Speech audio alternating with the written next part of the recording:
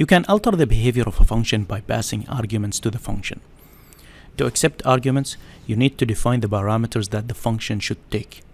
In this video, we will see how to create functions that accept arguments. So here is the code that we have written in the previous video. Now the greetUser function basically executes or displays the same string or the same message each time we run it. Let's say I want to greet the user using their name. So how we might do that?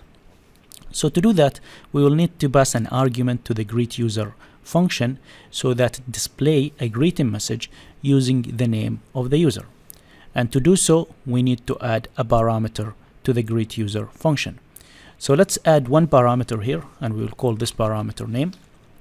And then let us modify the doc string, because now the doc string should include more information about that parameter, or what is expected in that parameter. So the parameter that we are creating is a name, and let's add some explanation about the name. So the name, so this is the name of the user to be greeted. Okay, and then my print function needs to be modified so it displays the name of the person. So I want to say hello and then name, and let us say, for example, print another message. Okay, welcome to Python, for example, or let's say nice to see you. Okay, so now what does this function will do? It will take a name, or will take the value from name, and it will greet that person, and it will display another message. Now when you call the function, you need to make sure that you supply it an argument, and in this case we can supply a string, or we can supply any other value. It really doesn't matter, but usually if you are greeting a person, or if a person name usually will be of a data type string.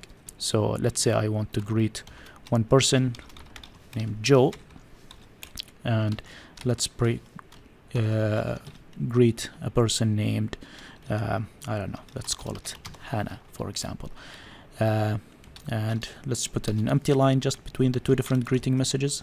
So here's an empty line, and let's run the code.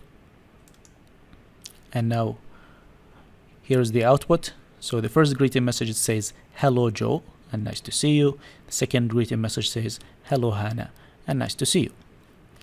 And you don't need to have only one single parameter. You can have functions with even more parameters. So let's create a function that takes two parameters: the title of a person and the name of the person. So we'll create another method, another function, and we'll call it greet user. I'll call it greetUser2, and this will take the title of a person and the name as well. And let me copy paste the documentation from here, or the doc string, and we'll add just one more, the information related to that additional parameter, which is in this case title. So this function takes the title. So this is the title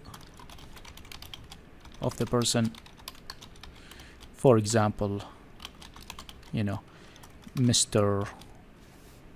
and let me just open it here. So Mr. or I don't know, Mrs. for example.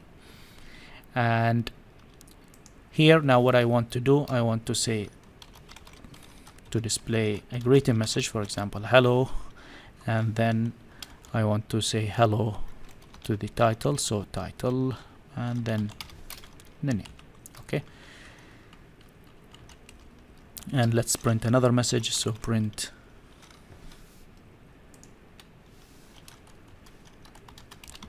nice to see you. Okay, so let's modify this function call. So now I'll use the second function that I created. So this is greetUser2, and this is greetUser2 as well. And now because this function is expecting two parameters, I need to pass it two parameters. The first one is a title. So for example, the title doctor, and here we'll go with the title Professor. Now when you run it, this is the output that we get. Hello Dr. Joe, nice to see you. Hello Professor Hannah, nice to see you. So that's how you can create functions in Python which accepts parameter, and through that, or using those parameters, you can pass arguments to those functions, and that will change the behavior or will change the output of those functions depending on what arguments you are passing to those functions.